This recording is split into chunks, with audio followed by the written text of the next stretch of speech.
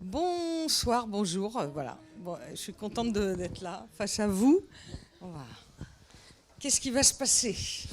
Alors, premièrement, on va faire un petit dialogue on va vous présenter un petit peu et parler de votre vision du jeu, de la comédie. Ah. Et ensuite, il y aura des questions avec le public. Voilà. Je vous laisse l'honneur de faire le clap de la vidéo. D'accord. Elle est où la caméra? Elle est là, là et là. Ah bon, bah alors, comment on fait? 1, 2, 3. Alors déjà, merci infiniment d'avoir accepté de venir pour cette masterclass. C'est vraiment génial.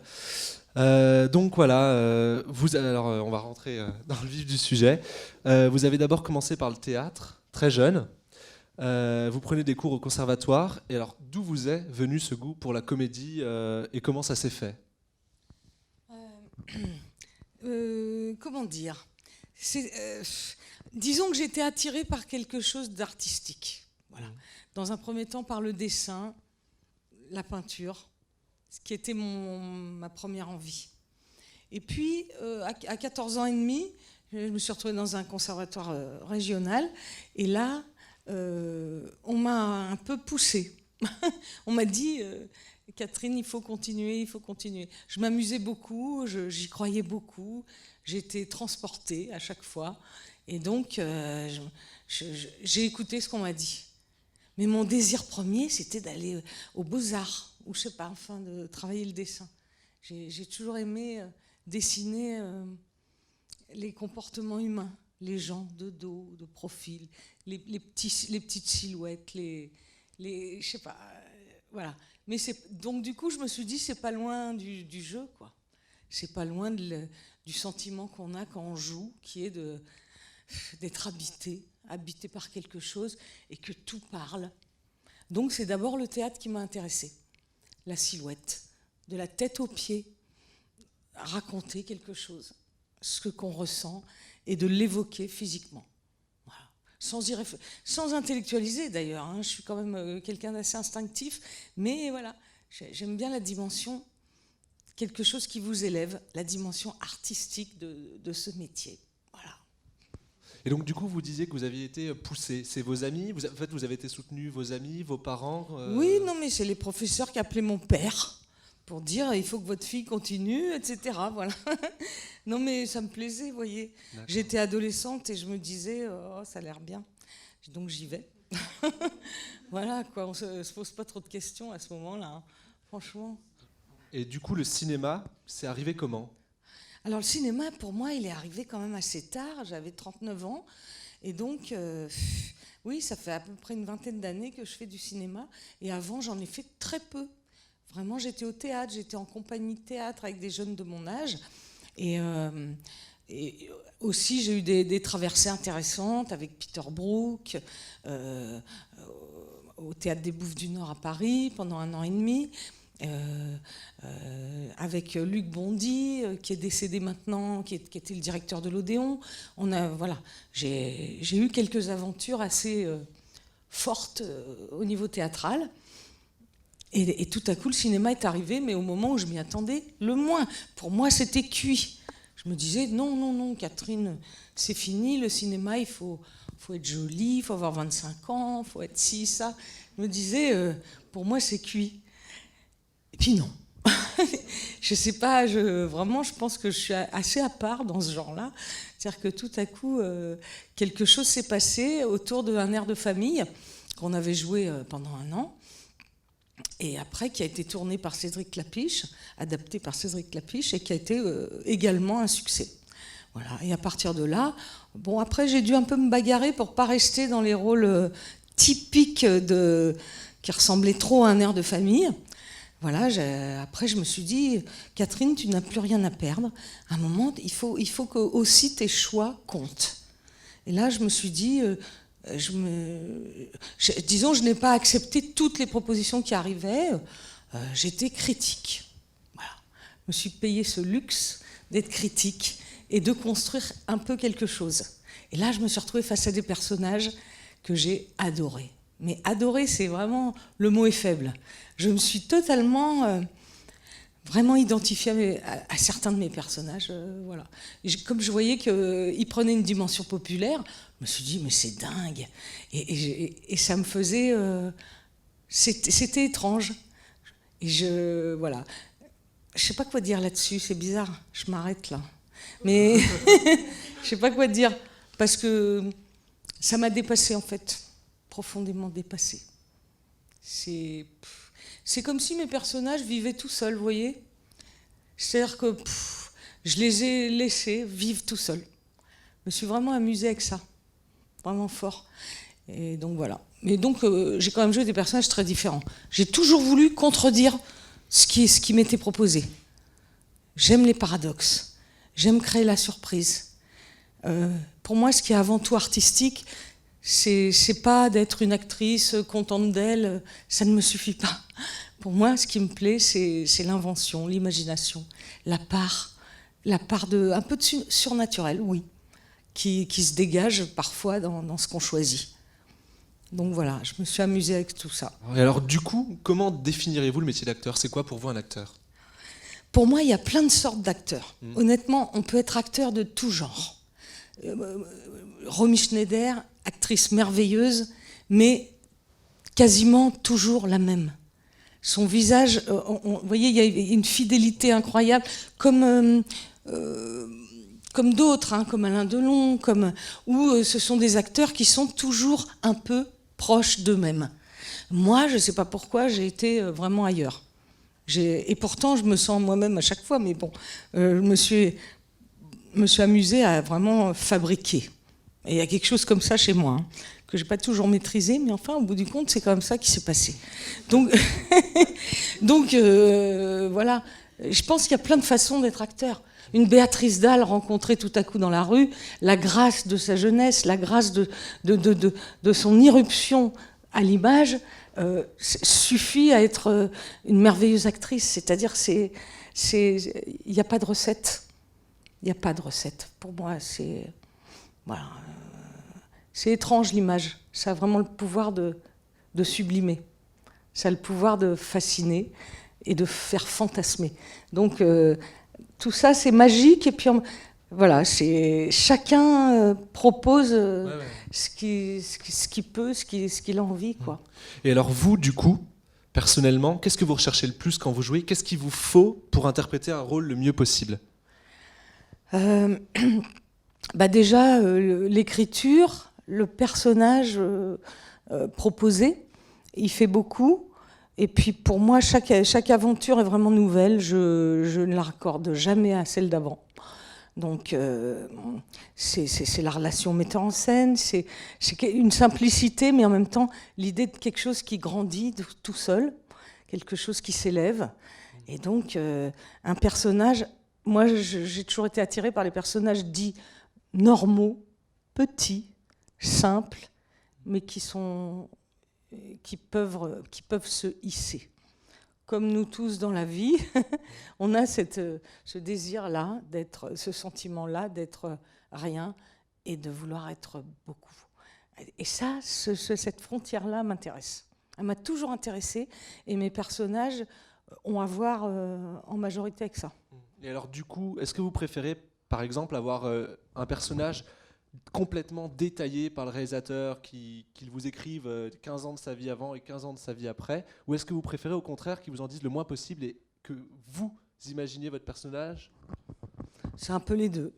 C'est un peu les deux. Pour moi, le metteur en scène est toujours très très important. Parce que quelque part, je me sens un outil. Oui. Et des fois, c'est vrai que par moments, je me dis, acteur, c'est dur, quoi, parce que quelque part, on n'existe pas. C'est vrai, on s'abandonne à un personnage et puis c'est tout. Mais c'est énorme. Voilà. mais pour moi, la relation, la complicité minimum avec le réalisateur est fondamentale pour savoir vers où il a envie d'aller. Vous voyez, vous ne pouvez pas faire un film tout seul. Moi, je ne pense pas. Ça, je ne pense pas. À moins que l'histoire ne soit pas intéressante et que tout à coup, parce que vous n'avez pas le choix, que vous avez besoin d'argent, vous travaillez pour vivre, et tout à coup, vous bagarrez. Ça m'est déjà arrivé. Vous vous bagarrez pour que ça soit bien, et vous êtes dans un combat. Ça m'est déjà arrivé. Mais sinon, en général, c'est quand même mieux d'avoir une complicité, quoi. Ouais, de construire ensemble. D'accord. Et alors, comment et où placez-vous la barrière entre Catherine et vos personnages, en fait? Ah ouais, ça c'est la galère. Ça c'est, je sais pas du tout. Après, quand je vois les films, je m'aperçois que, je sais pas, enfin. C'est quand même un peu vous? Ouais, je peux pas poétiser là-dessus, si vous voulez. Pour moi, je suis assez concrète. Hein. Je suis quelqu'un d'assez concret. Pour moi, une fois que c'est fait, c'est fait. Ça n'a plus d'importance, quoi. Mais l'envie de donner, oui, le meilleur à chaque fois, je sais pas, de s'attacher un peu et d'être entre soi-même et l'autre. C'est pas mal. Vous voyez, récemment, je vais vous avouer un truc. Récemment, on m'a. Je suis au musée Grévin. Non, c'est pas une farce. Pour moi, c'est quand même assez hallucinant. Voilà. C'est génial et en même temps, c'est rien du tout. Parce qu'aujourd'hui, quand même, tout le monde y va, quoi. Animateur télé, personnalité lambda. Il n'y a plus de sacralisation, hein, honnêtement. Le musée Grévin, je dirais que c'est plus ce que c'était. Donc, je suis touchée, mais en même temps, je ne me leurre pas, quoi. Mais franchement, alors moi, qu'est-ce que j'ai dit?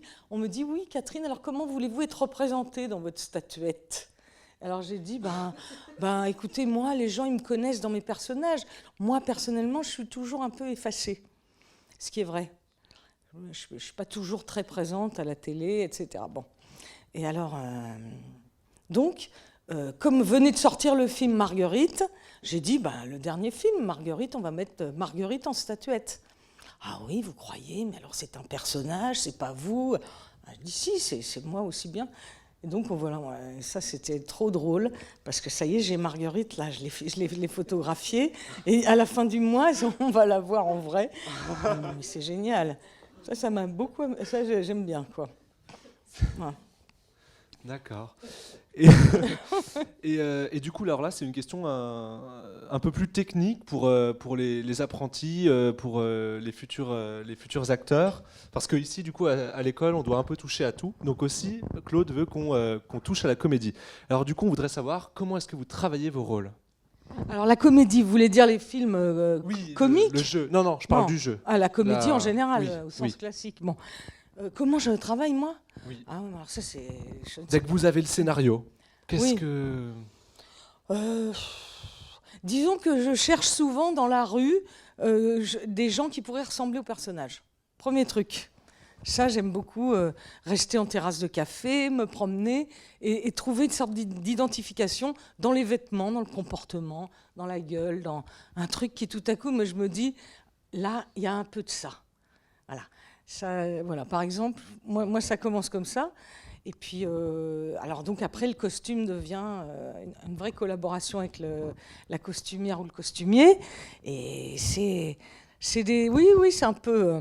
ça fait penser à la peinture. Hein. Pour moi, je suis un peu dans la peinture, j'avoue, à l'impressionnisme ou même un truc moderne complètement décalé. De toute façon, j'ai travaillé avec des gens très différents. Quand je me suis retrouvée avec Dupontel, c'était quand même assez particulier. Ça doit être réaliste, mais en même temps, ça ne l'est pas. Donc, pour savoir où ça va exactement, vous voyez, c'est... et là, en plus, il m'avait demandé de faire une vieille dame, une dame de 80 ans, avec des cheveux blancs, avec le latex pour mettre un peu de fripé et tout ça. Et ça, c'était... Au début, j'ai dit, mais c'est pas sympa de me demander ça à moi. Je disais, mais au secours. Et puis, en fait, c'était vraiment... j'adore, quoi. Franchement, je me suis vraiment amusée. Voilà. Et le film a bien marché. Hein. Il a fait 1 million d'entrées. Bon, voilà, c'était chouette, quoi. Et comment choisissez-vous vos rôles? Est-ce que vous avez déjà refusé des rôles? Sûrement. Oui, Comment ça oui. se passe? Mais c'est que parfois je refuse ou je recule quand je ne m'y retrouve pas. Quand je sais que je n'arriverai pas à grand-chose, tout simplement. C'est au fond de vous, vous le savez, c'est Oui, un pressentiment. oui, c'est un pressentiment que tout à coup, je ne sais plus où je marche exactement et que je vais pas y arriver. Donc là, je préfère me retirer et dire non. D'accord. Et alors, dernière question, qui n'est pas des moindres. C'est quoi pour vous la direction d'acteur et comment l'avez-vous vécu dans vos multiples expériences? Plus ou moins bien, parce qu'en même temps, c'est très gênant d'avoir quelqu'un, comme souvent c'est le réalisateur, bien entendu, qui vous dirige. À la fois, il doit vous diriger, mais à la fois, il n'y a que vous, quelque part, qui savez. Donc c'est entre les deux. C'est écouter et se concentrer. C'est un aller-retour entre tout ça. Mais la direction d'acteur, je ne sais pas si ça veut dire grand-chose pour moi. J'y crois moyen, en fait. Et pourtant, je crois à la complexité avec la mise en scène. C'est très important de savoir dans quel univers on débarque, au service de quoi on se met. Mais la direction d'acteur, je ne sais pas, il y a quelque chose d'un peu prétentieux là-dedans qui me dérange. D'accord. Bah, merci. Et donc, du coup, on va passer aux questions du public. Il y a un micro qui va tourner. Kaina. Est-ce que des gens ont des questions? Levez la main. Bonjour. Je voulais vous demander, quand vous vous êtes retrouvé devant une caméra pour la première fois et les expériences d'après, comme vous veniez du théâtre, je me demandais ce que vous avez eu l'impression de devoir faire en moins devant une caméra. Quelque part, c'est la même chose, sauf que c'est un temps réduit. Pour moi, ce qui m'a frappé tout de suite dans les tournages, c'est la notion du puzzle. Qu'est-ce qui s'est passé avant? Qu'est-ce qui va se passer après? C'est cette espèce de montage dans le cerveau qu'on doit avoir pour composer, quoi. Enfin, tenir un rôle en étant dans un puzzle où on ne tourne pas du tout dans l'ordre, c'est vraiment la première chose du cinéma. Qu'est-ce qui s'est passé avant et après? Où est-ce qu'on en est? Est-ce que je pleure ou est-ce que je ris? Enfin, c'est un peu grossier ce que je dis, mais c'est vrai, c'est ça.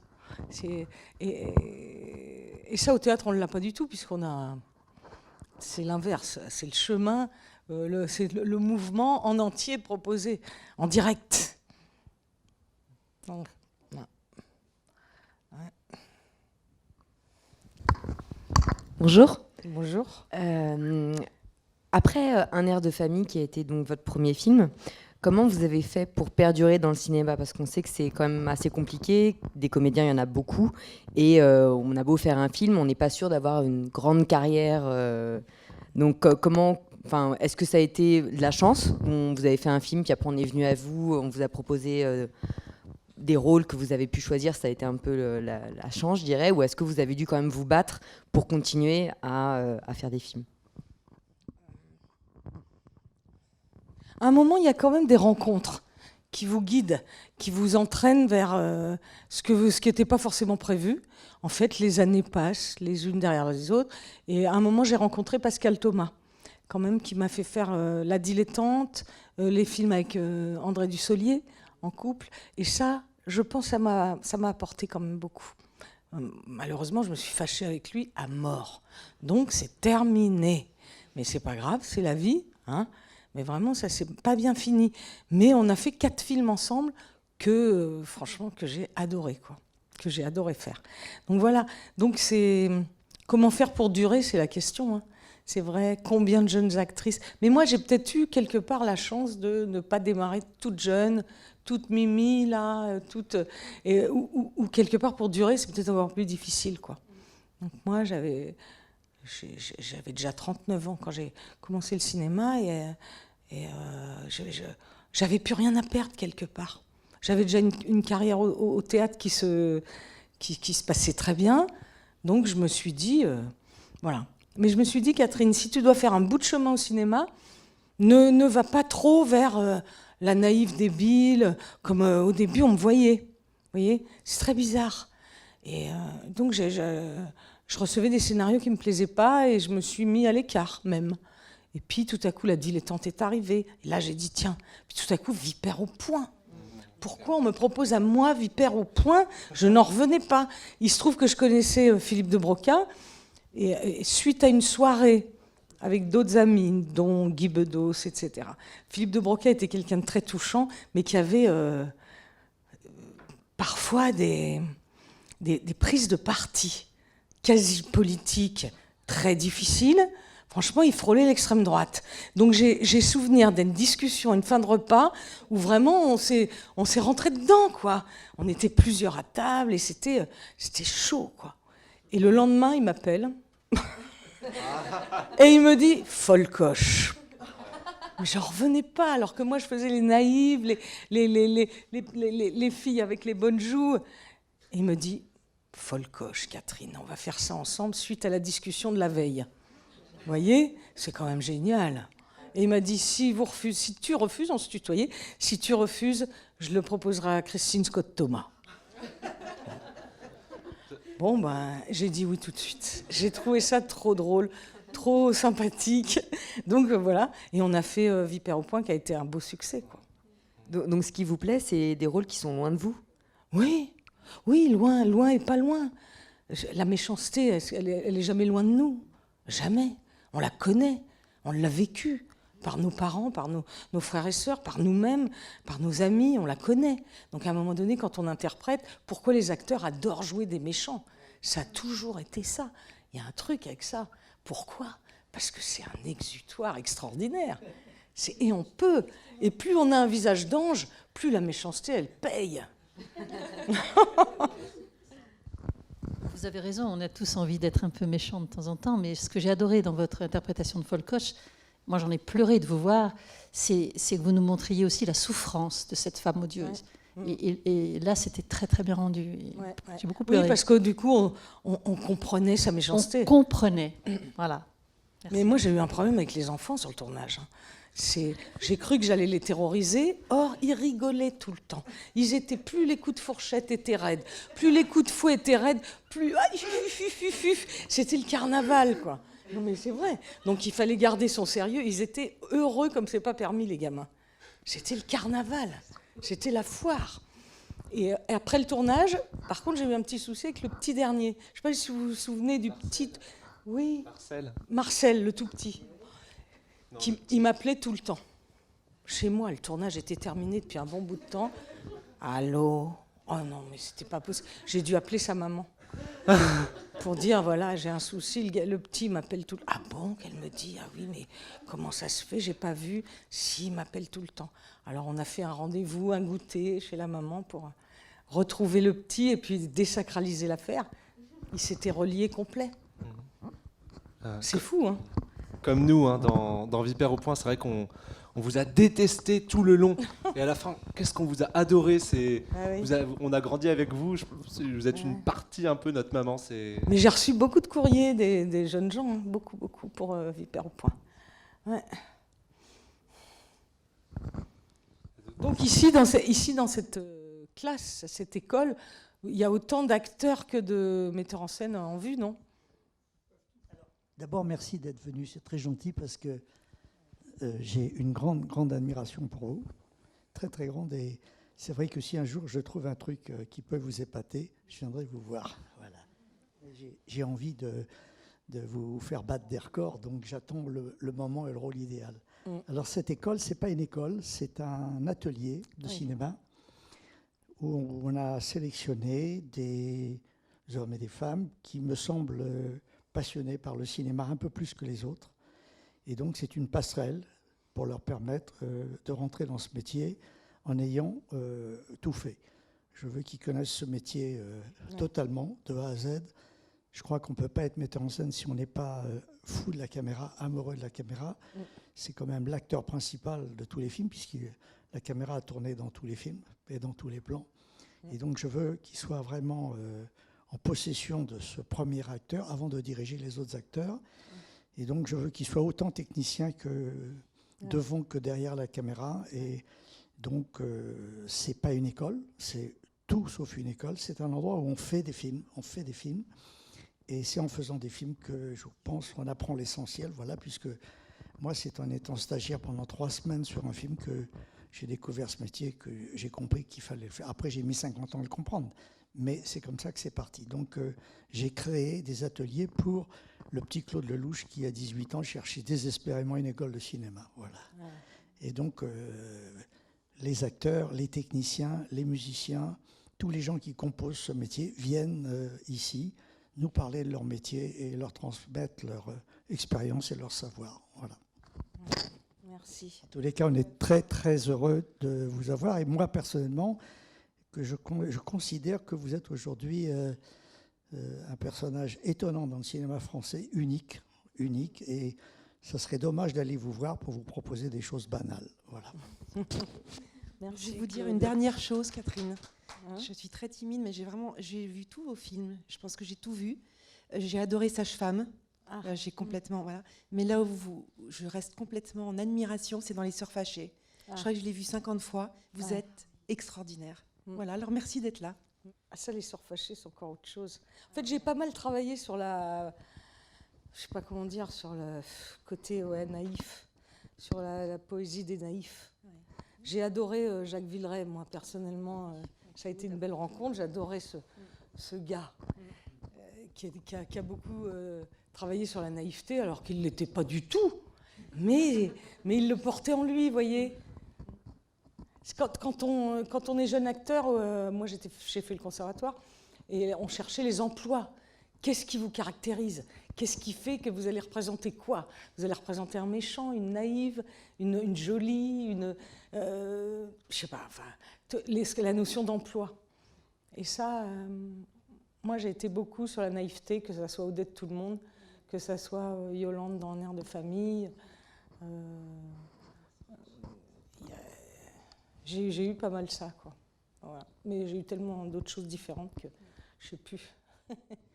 Voilà. Bah merci en tout cas de la peinture au théâtre jusqu'au cinéma. Vous êtes vraiment une artiste hors pair. Merci infiniment d'avoir partagé un petit peu de votre savoir aujourd'hui. Merci. Mais là, je voulais juste rajouter quelque chose, c'est que donc là j'étais jury pour le festival de 109, c'est-à-dire un peu les premiers films, et que dans ce genre policier, c'est quand même l'angoisse absolue. Moi, je ne le referai pas. Hein. C'est atroce. Non, mais moi, j'ai souffert le martyre. Et pourquoi j'ai souffert le martyre? Je me disais, mais Catherine, c'est que du cinéma. C'est vrai que je ne vais pas particulièrement voir les films gore, les films super raides et tout. Mais, et tout à coup, qu'est-ce que je vois hier? Le film de David Cronenberg qui s'appelle History of Violence. Et là, j'étais pas du tout angoissée. La chose épouvantable qu'il y avait à l'image ne m'agressait pas. Et je me suis rendu compte que c'était ça aussi la mise en scène. C'est qu'à un moment donné, on parle de violence, mais qu'est-ce qu'on veut raconter aux gens? Et tout à coup, je m'apercevais que Cronenberg, lui, il était vraiment il construisait quelque chose, il mettait une distance. Il y avait la force de la tragédie. C'était pas les coups dans la gueule, les trucs, les coups de feu, la bouillie qui sort. Je vous jure qu'on en voit, mais on voit que ça. Mais c'est atroce, c'est tordu de chez tordu. J'ai pas aimé. J'ai pas aimé du tout. Je n'ai aimé que le film de Cronenberg. Mais je vous jure, parce que tout à coup, je voyais que c'était juste quelqu'un qui réfléchit et qui propose au public quelque chose, mais avec une distance, une intelligence, quoi. Voilà. Non, mais c'est vachement important, ça. Il y a une morale à avoir, quand même, un minimum, moi, je trouve. Si on veut faire du cinéma et être proche des gens, il faut vraiment réfléchir à ça, quoi. Qu'est-ce qu'on présente? Qu'est-ce qu'on donne à voir et à entendre? À mon sens... Bon, mais je vous remercie. Merci, Catherine. Merci.